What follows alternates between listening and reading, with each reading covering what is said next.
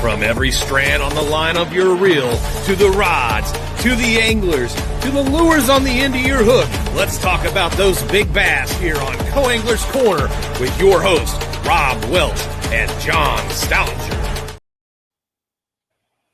Good evening, everybody. I'm John. Hi, y'all are. Cajun Rob here hanging out with you on a Monday night. Yes. Welcome back to the show, Rob.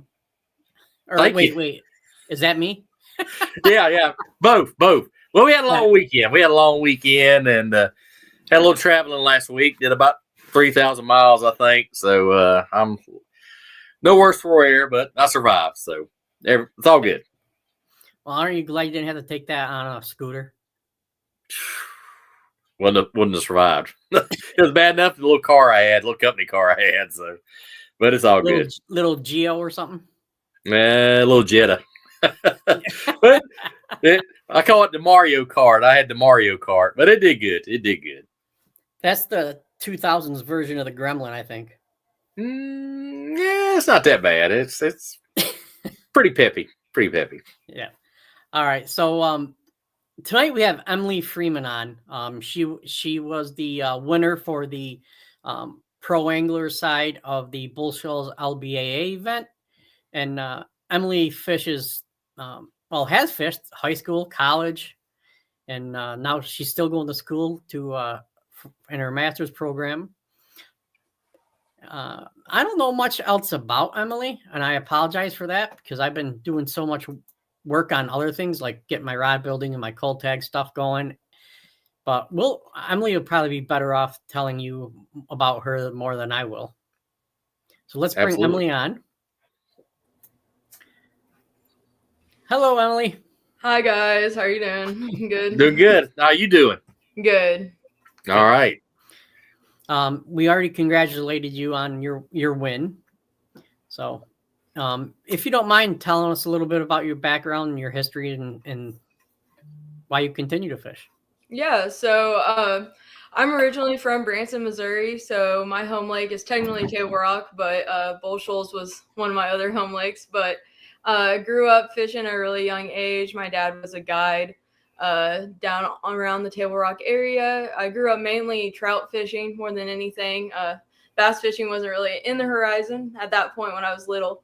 But I got into tournament fishing because my dad was the tournament supervisor for Lawrence. So he traveled with all the elites and the FLW at the time crew to rig all the pros boats. So I got into tournament fishing when I was little, and then got into high school fishing and went through that, continued through. I was the Missouri Bassmaster All-American, so I didn't make the full team when I was in high school, but made the Missouri side. And then I went to college and pursued a degree in fisheries biology, where now I am getting my master's in fisheries biology. So I am studying the crappie spawn within Kentucky Lake. So my whole life revolves around fishing and fish. And I fished on Murray State's team all 4 years of college and was the treasurer on Murray State's team. So I did a lot with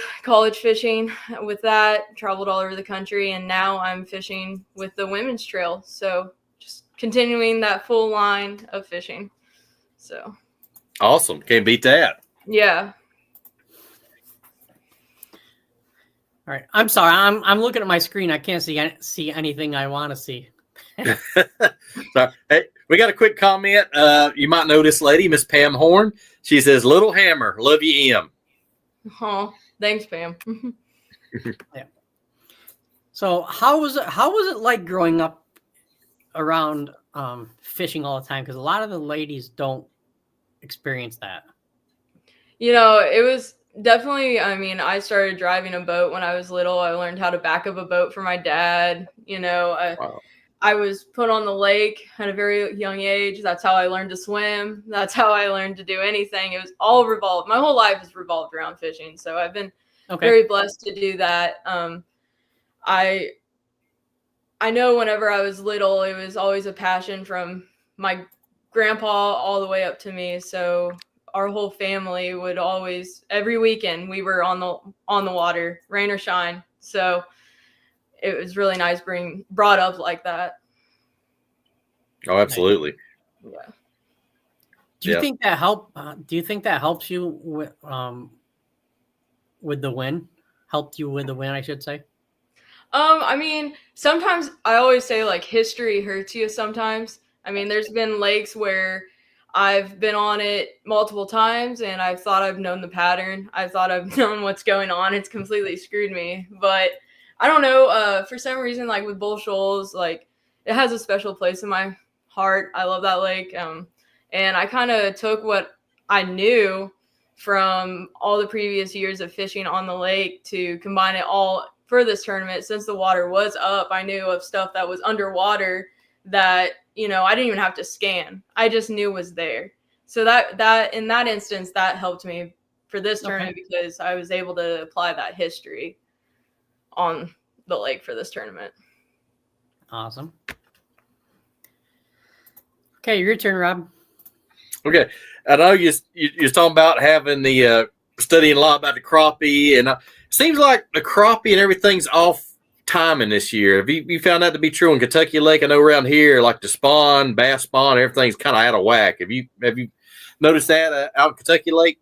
Yeah, so like the main premise of my study is actually understanding why these crappie do what they do. So they have skip generational spawning. So where some years you'll have a group that may go up and spawn, and then other years you'll have a group that doesn't spawn. And we're trying to understand why exactly that is, that the crappie, like you said, their timing's off.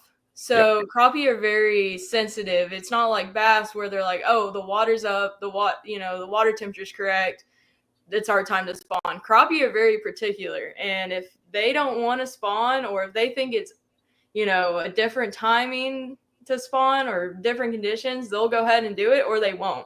So, I mean, on Kentucky Lake, we definitely, this year we had actually a pretty good spawn because we had the flooding here. So we had it, you know, a couple of weeks ago. I mean, we were 4 foot above summer pool. So it really helped our spawn here.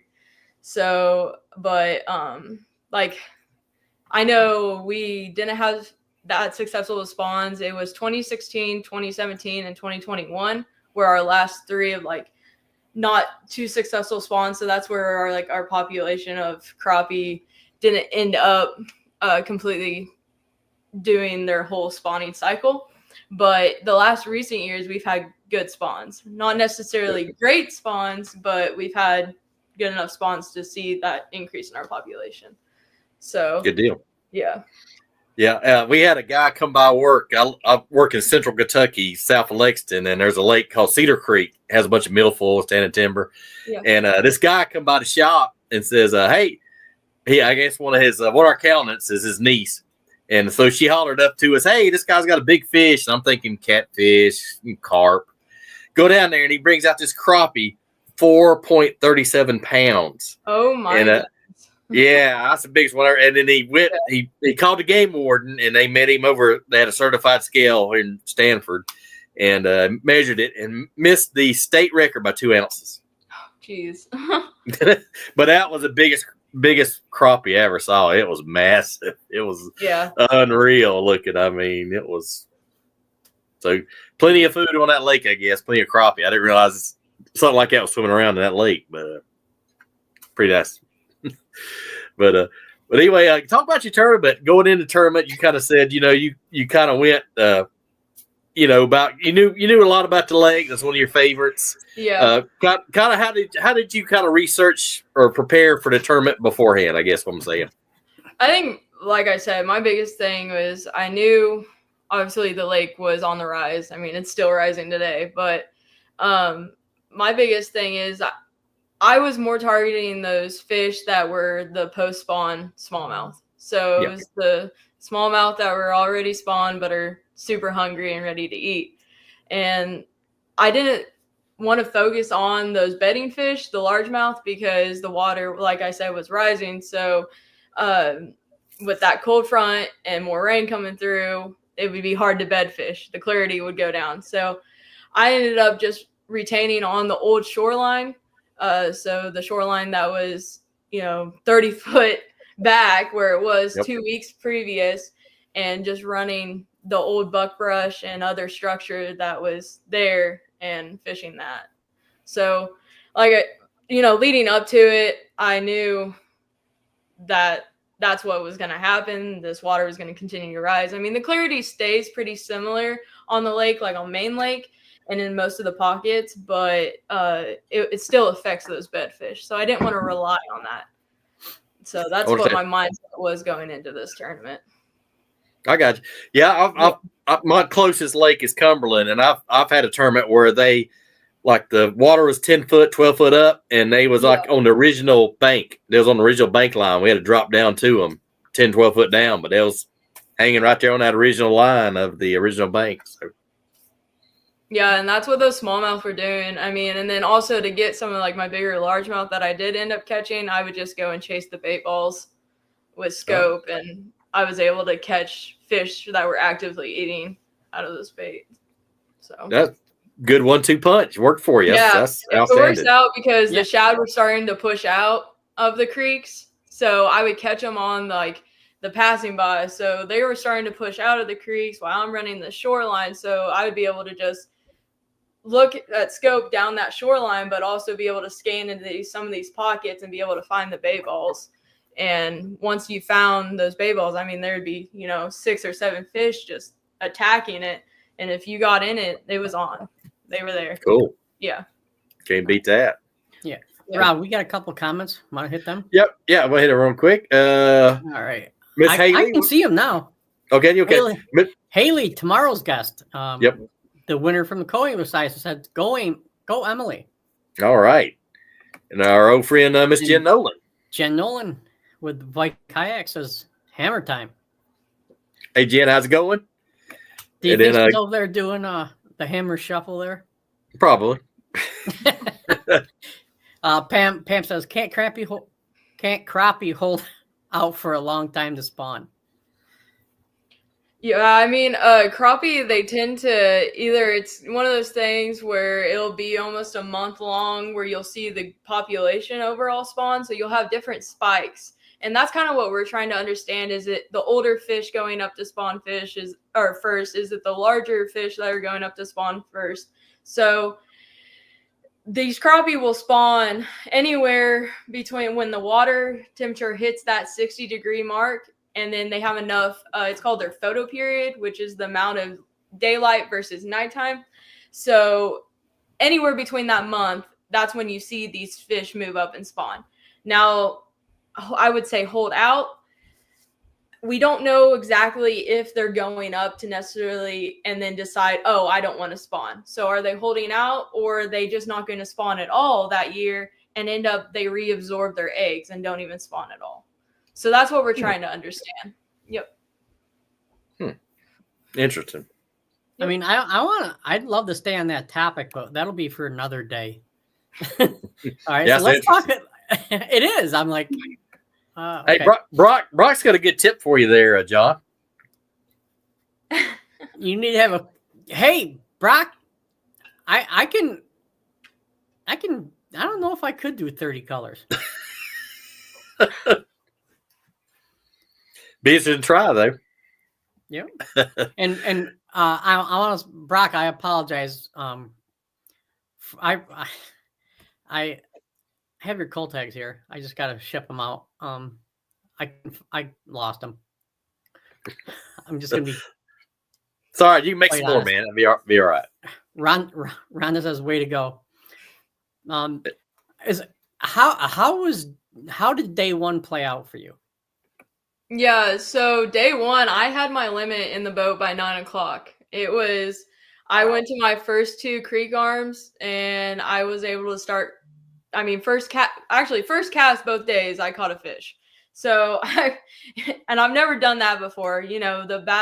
They say, you catch a fish on your first cast is bad luck. Well, that did not happen both days. But no, the first day I felt a lot better the first day going into it. I mean, the fish were set up actively where they needed to be to eat, and the size was there. I mean, I culled multiple times throughout the day, the first day. And I always say the worse the weather, the better the smallmouth bite. I mean, it's the same thing as it is up north too. I mean, when I fished up there, even on Kentucky Lake, I mean, if the wind's blowing, you have low clouds, and it's pouring down rain, you're gonna catch smallmouth. Like, they just like it. It makes them active.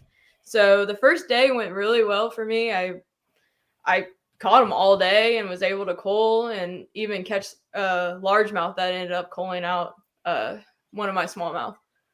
So that was a really good day. I was one of the only people that I really talked to. I didn't catch a single fish on topwater the whole week I was there, which is really odd. I was really hoping that I would get on some of that bite there, but I never caught any on topwater, which I was really surprised about that. I mainly only had a swim bait in my hand, a rig, and a drop shot. So I was just fully looking at scope and running that old buckbrush shoreline. So cool. Yeah. All right, nice. What were some of the baits that you were? Never mind. You just answered that question. A rig. Do you throw a Kitex on your A rig or? So I typically do just throw Kitex, but actually this tournament I changed it up a little bit. The first change that I did is I was throwing something called a stealth rig. So a stealth rig, instead of the metal arms and the metal head, it's actually a plastic see-through A-rig with clear arms. So with that clear water, they definitely get line shy. They also get, they get scared of bigger stuff like that doesn't look natural. So I was doing that. The second change up that I did, instead of throwing Kitex, I was actually throwing Megabass Spark Shads on it. So it gave it a little bit tighter or wider wobble on that instead of the normal Kitex swinging motion. So I did that, and then really super light tungsten heads, ball heads on it as well, which really helped it get down deeper but had that smaller profile still. So nice combination. Yeah, so I did that same thing. I just did a single swim bait, Megabass Spark Shad too. Okay. So, yep. Yeah, Spark Shad. We don't mention them up here because a lot of people like Kitech up here where I'm at. I'm in New York, and the Spark Shad is kind of a secret. Yeah. I've been up there before, and I've definitely done some damage on a Spark Shad up there as well. Yeah. So yeah, I call it smallmouth candy because the smallmouth really can't resist it. They absolutely love that thing. Yeah. Yeah. My buddy took me out, and he had some, and he's like 5-1 of me. I'm like, dude, what are you throwing? And he goes, I can't tell you. I'm like, great, thanks. Yeah. So, what do you think the key to you getting your fish were on day one? On day one, I'll be honest with you. It's one of those rare situations where it felt like nothing could go wrong. I don't want to be that person to say that, but like day one was unbelievable. I mean, the key to me was just staying exactly on that line. I didn't have to change anything. I kept a moving bait mainly in my hand. I barely picked up my drop shot on day one, but I just kept running those old shorelines. I think the biggest thing too, it wasn't like any shoreline necessarily you could find. It was the ones that had the steeper, like terrace rock is what I call it. It's just like the big giant boulders that stair step down. That was definitely key too, instead of just the smaller pea gravel. It was those ditches basically they could run to find that bait and ambush the bait. Okay. Cool. So, yeah. Sorry about that. My brother was texting me to see if we were going on a charter next weekend. Sweet. Yeah. So I've had a lot of great day ones, and then day two drops off. Yeah. And being a co-angler, that happens. How was your mental side going into day two? See, my mental side on day 2, I was going into it, I was super excited. I really wanted to, get it done. It's one of those things is I left those spots where they were still biting, there were still fish there. I knew they were supposed to be ready to be there and set up correctly, but once again, the water rose over a foot in less than 24 hours. So that even changes that bite. So we were supposed to have cloudy skies again, and it was supposed to rain. Well, that did not happen. It ended up being sunny. It only stayed about overcast for a little bit. So about my 3rd cast, I caught my first keeper. I did not have my next keeper into the boat until 11:30 that morning. So total switch. And I ended up, it was those spots that I was doing, and I kind of learned it a little later in the day, is I needed to go deeper than I was. Because, yes, it rose a foot, but those fish they all turned into 12-inch smallmouth. There was no keeper smallmouth left. But the keeper smallmouth pushed out deeper, and I ended up having to change my profile completely and just throw a drop shot because they didn't want anything moving. They wanted you to literally throw your drop shot out there and dead stick it. I would just let my drop shot set there and just see my line move. Because what they were doing, it was, since the sun was out, they weren't out on the top of the buckbrush like they were stacked really, really tight into that cover because the sun was out. They weren't wanting to move out and move about. And so you would just have to throw your drop shot, see a group of them on scope, and throw out at them and just let it set there. So my mental state, I didn't have my 5th keeper in the boat until 5 minutes until weigh-in. Wow. I was grinding all day. So my mental state went really good to a little nervous around lunchtime, needless to say. I only had 2 fish in the boat by lunchtime, and then I made a 30-minute run the other direction from where I was at. And once again, this is where history did help. But and went to an area that I knew there was possibility of fish, and I was able to get some more fish. So cool. Yeah. All right, nice. Yeah. And you kept your head in the game. Yeah, there about lunch, I was like thinking to myself, I was like, man, don't do this to me. Don't be one of these second days. Because like you said, you have a great first day, and then it can always switch. And Bull Shoals is one of those lakes that can do it to you. I know there's a lot of lakes, a lot of tournaments I fish, but thing is about Bull Shoals, it can completely switch. I've seen the whole field with weight switch on day 2 on Bull Shoals. Wow. Yeah. Unreal. Yep. Yeah, it used to be like that up here until the Gobies got here. And now, because we never used to target on, like on St. Lawrence, it was always largemouth. Now if somebody weighs in a largemouth, it's like a dinosaur or a monster, Yeah. But all right, Rob, go ahead. Okay, we got a few more comments come in. I'm gonna cover real quick. Right. Miss Jen Nolan says howdy. Hey Jen, how's it going? And our old friend Mr. Jeremy Mace says howdy, folks. Howdy, Mr. Mayhem. Hope everything's well out your way. Yep. And you may know this young lady on tour, Miss Carly Jo Prevette. She says, hi, Emily. Hey, Emily. And then Pam Horn says, that special place can be magical. Oh, Pam knows. Yeah. Everything comes together. Yeah. It was one of the first tournaments that I fished. So I fished with the LBAA 3 years ago on Bull Shoals. And that was my first ever LBAA. And actually, the morning of her first day, Miss Pam and I met at the same spot out of nowhere. We've never even, when we were pre-fishing, never saw each other. And this is my first time really talking to anybody. And I'm already fishing, and here comes Pam Horn, and she's like, dude, you got this whole lake, and we end up on the same spot. What are you doing? But there you go, Pam. Yep. Well, you knew if you have Pam Horn show up, you know you're on the right spot. I'll say that. Yeah. Oh. You got any other questions, Rob? Yeah, and I said after day 2, where was you at the end of the weigh-in on day 2? Where was you at? Oh, well, on day It's a 2-day one. tournament. I mean, day one. Yeah, My day bad. one I was leading. Okay. Yeah, I led the whole tournament. Nice. Yep.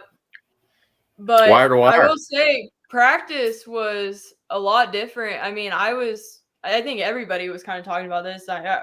We were all catching pretty good bags all of practice. So that's honestly, the weights were a lot different than I thought they were going to be for the tournament. I mean, whenever I first came in day one, I didn't think I was going to be leading at all. But ended up everybody kind of fell along that. For some reason, those fish were a little bit more picky. That happens. Yeah. And Pam Horn gave you a compliment. She says, Pam Horn says, no way. I knew seeing Emily there that I was in the right spot. So there you go. Pretty cool. But I don't know. How many events on the LBAA have you fished previous to this? You said, I know you had that one. So this is technically my rookie season. I fished Seminole, Caddo, and Bull Shoals, and then I'll be fishing Grand as well. So okay. I only fished one other, and that was 3 years ago. So, and that was just because I was able to fit it into my college schedule. Because at that point, I was fishing college full time. Right. But now with my master's program, I have less classes, so that's nice. I can get away with doing this side of things, and I've been able to fish everything except Harris chain this year. So, okay, cool. Yeah. Do you, currently, do you have aspirations of going on to higher leagues? Fishing opens, maybe elites, or yeah, I hope to get into the opens. I really do. Just my biggest goal was to get school done. I mean, that's number one. Yes. You gotta have something to fall back on. First of all, and I won't even say it's a fall back on. I truly love what I do. I mean, it involves fish. Of course I do. So, but my biggest thing is to get school done. I'm going to be done in December. So I'm actually done with classes Wednesday. And then all I have to do is do research and finish writing my thesis. So once I'm done in December, we'll see what 2026 looks like. But I have a feeling there's some new things coming. So I'm excited. Congratulations. Awesome. Yeah. It's funny. You say, all I have to do is my thesis. Well, kind of a big task, actually. Yeah. But, yeah. So maybe you could post some videos of you catching fish as part of your thesis. Yeah. Yeah. I mean, that's the cool thing about actually what I'm doing. With my work, I'm actually getting most of my samples from crappie anglers. So they'll bring me their fish in. I get to interact with them. I get to take the data off their fish. In exchange, I fillet their fish for free. So that's something like really cool. So a big part of mine is social media. So I started a new Facebook page this year, and it's completely going over like what my research is about. I give spawning updates, but I also include my tournament fishing on the side of things. So I'm not only I looking at this as an individual. I was treating it as, this is my work life and this is my fishing life.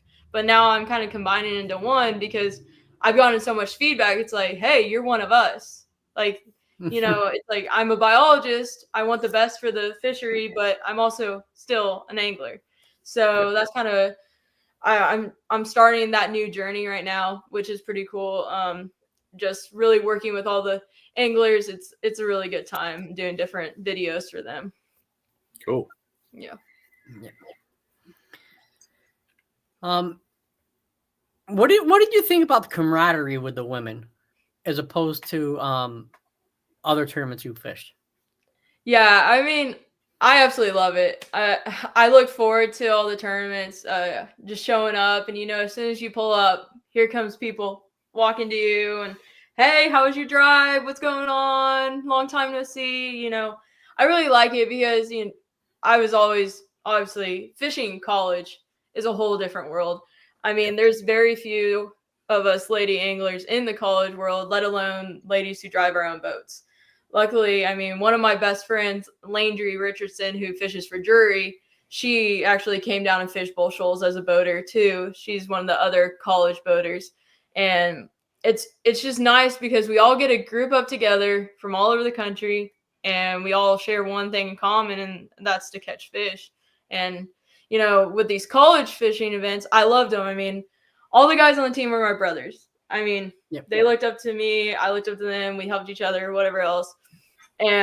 But to go to these tournaments and know that there's 40 other females there right with you, walking the same steps you're walking through, gone through the same situations that you've gone through or similar, it's nice to rely on that and have that backbone there and all of us together and just laughing and having a good time. Nice. Yeah. Absolutely. So, what were you throwing on your drop shot, if you don't mind me asking? So I usually throw a robo worm, just morning dawn, a staple. However, this tournament, for some reason, I would catch a few off of it, but to my one fish, I would catch, 10 more. And I was actually throwing a little swim bait on my drop shot. I was throwing a mega bass haze dong or has dong on it. So it's just a little 2-inch swim bait on the drop shot instead of the robo worm, because that way, I mean, they were obviously keen in on bait. I mean, they didn't, that's the main forage there other than crawfish, but it's just not the right time of year for that.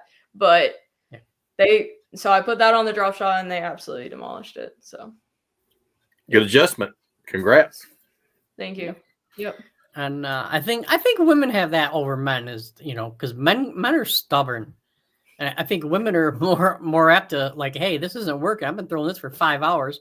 I haven't gotten a bite. I'm gonna switch. Men are like, no, they'll even. I've definitely gone in my situations where I've definitely been stuck though, like that.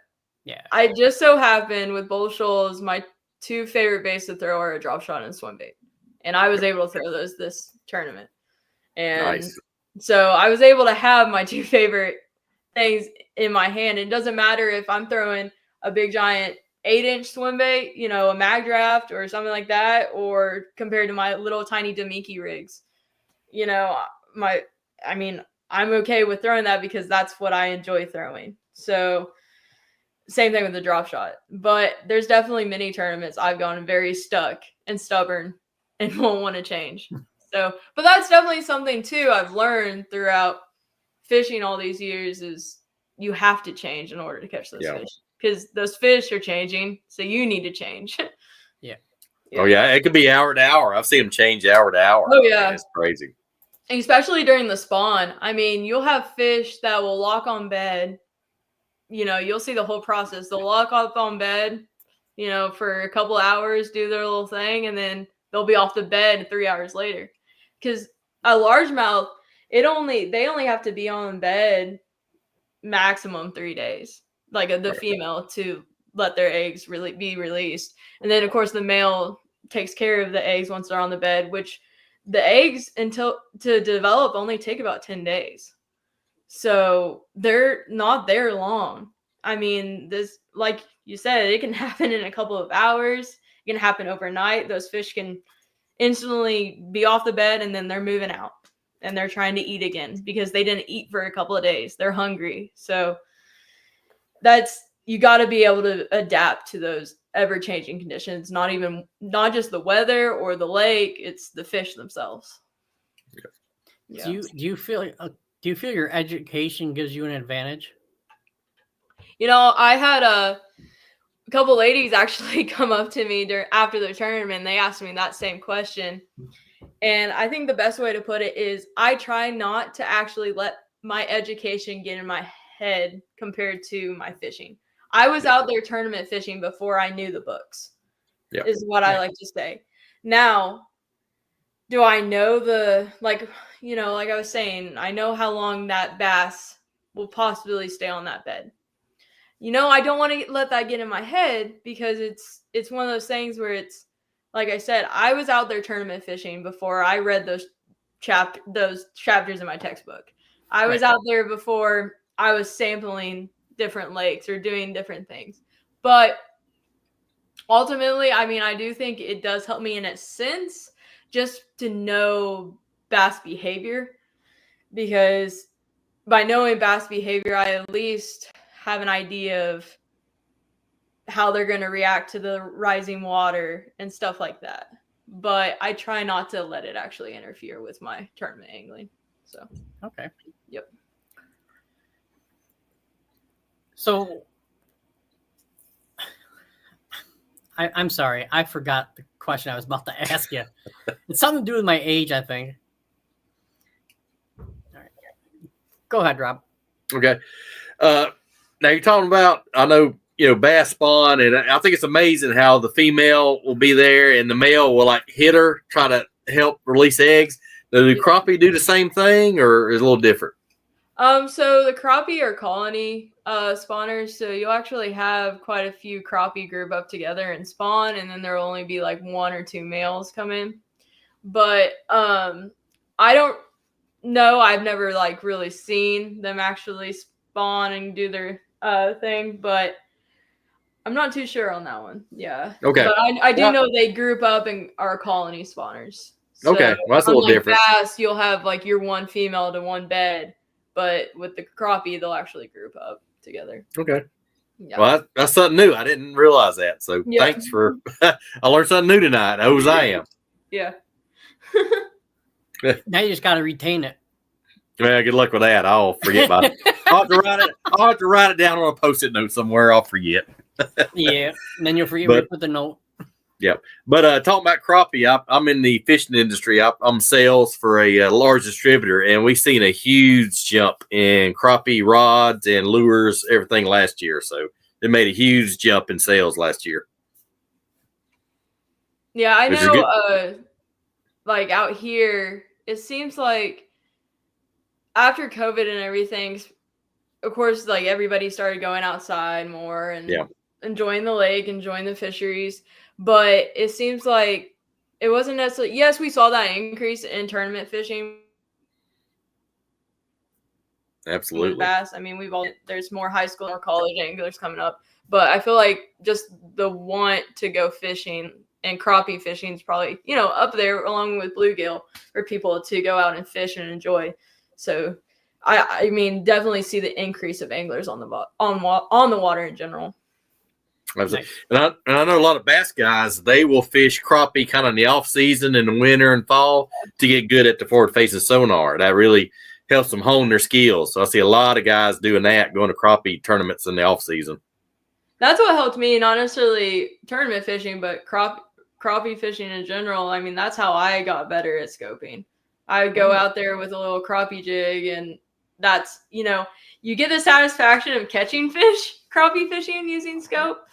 Unlike bass, like sometimes they're very picky on scope if you don't have it like correct. But with crappie, I got that satisfaction of catching fish, but the idea of, okay, there's my beam, there's my bait, this is how I need to work it. Oh, I need to work it over this brush pile or whatever I'm fishing. So that's actually how I got better at scoping. So. Okay. Yep. And bass have a bad habit. They'll follow your lure like for a long, long time. Right before you get the boat, they'll dive off. So. Yeah. At this tournament, actually, I was throwing my swim bait out there, and I would you could almost you can film. I call it drafting it. They'll get right behind it. You think they're gonna bite it, and I would say that a couple of times. And my co-anglers are like, "You can see that?" And I'm like, "Yeah, look, they're right there." And they'll just be drafting it, is what I call it, and it's frustrating. But you pick on them enough, they'll typically bite. But I wouldn't say every time. There's groups of fish I've left plenty of times because it's frustrated me more than it's frustrated them. So, yeah. How does that play? I'm sorry, Rob. Go ahead. No, go ahead. Go ahead, John. How does that play in your mind, knowing that they're there and you can't get them to bite? When I was first scoping, it bothered me so much. I mean, I'm like, oh, those are the winning fish. The idea, those are the winning fish. But now I'm like, I know there's so many fish out there. There is so many fish out there. And it's just go find the next group. Because they are in their feeding cycles. They're going to eat when they want to eat. And, sometimes you can, especially ledge fishing, for example. You're on any of the TVA systems. I'll run 20 ledges in a pattern throughout the whole day, and you just got to catch them at the right time feeding. It's the same idea when you're looking at a group on a brush pile or whatever you're looking on a scope. You got to leave them and come back if you want. If not, there's more. You got to just catch them at the right time. At first, like I said, I was very frustrated that I would see all these fish not hitting it or just running behind my bait. But after a while, it's like, you know what? It's fine. On to the next. Yeah, that's good way to be. Yeah. Yeah. It's tough because, before the sonar, you would fish, and if you caught fish, you stayed there. Yep. Yeah. Because you knew if you left, either someone would come on or the fish will never bite where you want to go. They're always biting where you're at. And now it's like, okay, there's 50 fish down there. Nothing's biting. I got to go find something else. Yeah. And I think that was something hard too about this tournament. I like to explain what I'm doing to my co-anglers. So there's a couple of times I would pull up to spots and I would make, only a couple of casts. And I'm like, hey, I'm sorry, but we got to go to the next spot.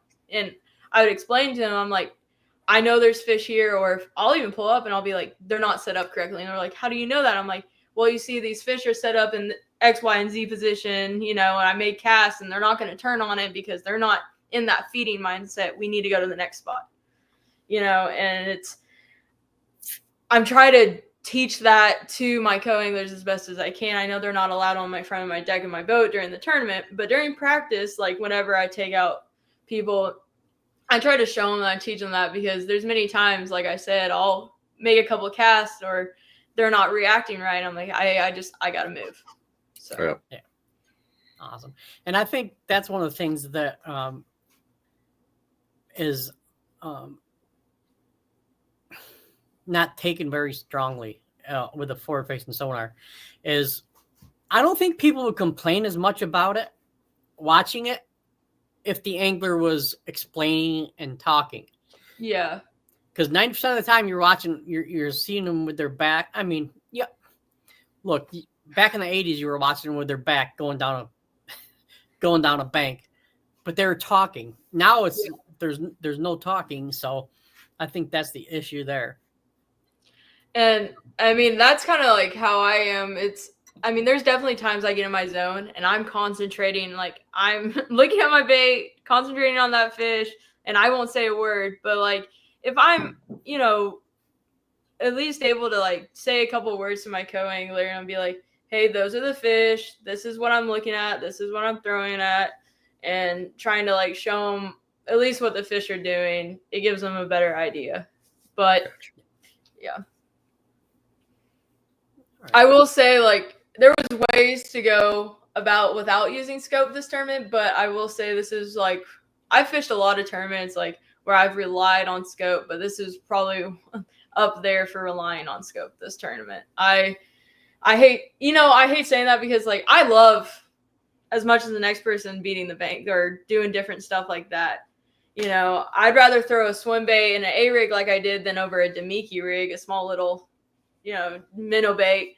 But it's still where I had to not necessarily watch them eat it, but without that, you wouldn't know if they were set up correctly on these bug brush. Because even if you side scan these areas, it's so thick and so rocky that beam that sends back to your boat after scanning, it just washes out and you can't really see the fish stuck in these little holes and areas. But when you get scope down there, you can actually see where they're at and hanging out at. So, I don't have any other questions, Rob. Do you? I guess real quick question. You've scoped a lot now. Us being co-anglers, what is a technique or something you tell a co-angler fishing behind a scoper? I know a lot of guys struggle with it. I try to do a jerk bait, even drop a drop shot down. What are some of the, I guess, more successful co-anglers that's been behind you on the scope that's done that you saw? So I always, first off, I'll be honest with them. I'm like, hey, I'm going to be throwing in front of my boat. That's what I'm doing. I'll tell them hey, I know a good thing to do is you can drag behind my boat. But also the biggest tip I'd tell them is, hey, I'm moving down this bank. Remember where I'm casting and just count back, and that's going to be your cast line. So try to like always almost mimic it. Obviously, you're not throwing the same thing I'm throwing. And most of the time, obviously, they're not going to be comfortable with obviously throwing a Demiki rig or anything because that's for scope pretty much. But I always say to drag because I'm looking for, once again, those active fish. I'm looking for those fish that are wanting to eat and are moving in front of me, but there's plenty of fish on the bottom that I'm not even picking up. So I always recommend dragging something, a jig, whatever they're comfortable with, you know, the shaky head. I had a co-angler catch fish on shaky head behind me the first day. Yep. And actually she was throwing at the bank, all the way at the bank and catching fish. So nice. Good. Yeah. And there a few scopers I've had, and it really helps me is they'll say, hey, I'm catching them 6 to 8 foot or 10 to 12 foot. Yeah. And I've had them, you know, say, hey, I'm catching, they'll give you kind of a depth range. And sometimes that helps. Yeah. That's what I like to do too. The biggest thing also just before the tournament, like obviously before they even get in my boat, we do our powwow or whatever before the tournament. Hey, this is what I'm doing. And I always try to tell them, they always ask me, I always tell them like, hey, this is what I'm doing. But number one thing is, what are you confident in? And that's what you need to be throwing. And I'll give them my depth range, what I'm doing. And I'm like, but the biggest thing is throw something you're confident in and you will catch fish. Like seriously, you will catch fish. Absolutely. And like you said, you throw bait you get confidence in. Like I said, I've done well on a scrounger head behind a scoper before. I had one, he was watching I was doing my little scrounger head, and I had a fish come up from like 30, 40 foot, come straight up at it. And he was like, I saw it coming. I didn't want to tell you, make you nervous or, you know, and it got it. I mean, it was a smallmouth and it went straight up. It was crazy. That's awesome. Yeah. All right. So let's give you a chance to talk about your sponsors. Okay. Before we end this and we'll go from there. All right, sounds good. Yeah, so I'm with Mossy Oak Fishing. Of course, any of your camo needs with them. ATS Marine, that's where they're down here in Paris, Tennessee, on the south end of Kentucky Lake. They specialize in Phoenix boat dealerships, so that's why I run a Phoenix. Really great people. If you ever need anything, they have tackle as well. And then anything you need tournament wise, that's your place to go, especially being right there at Paris State Park. Bahio sunglasses, Dobbins rods, DM Dirtworks, and just want to give a huge shout out to my parents. I couldn't do it without them, seriously. And then even my dad, who's up in heaven now, but I know I couldn't do anything without him, who taught me everything I know. So just really want to thank him as well. So. Oh shit, he's smiling down on you. I know he was smiling big. You had that win. I know he was smiling up there. So, all right. Anything else for you, boss? No, I said again, congrats on the win. Looks like you kind of adapted to what the fish was doing, and you pulled out a good win and led wire to wire. So congrats. That's a huge accomplishment in your rookie season. So congrats to you. Thank you. All right, Emily, you take care. Keep up winning. Sounds great. Thank you. And help some of your classmates do it. All right. All right. Take care. Thank you. Appreciate you. Have a good night. Thank you guys. All right. See you. Oh. Well, that's a impressive win, wire to wire. I mean, in the rookie season. And she was against some hammers like Pam Horn and some of the heavy hitters in the LBAA. So hats off to her. Yeah. All right. So tomorrow we have, I'm not going to pronounce her name, but it's Haley. Yep. So I'm not going to butcher her last name.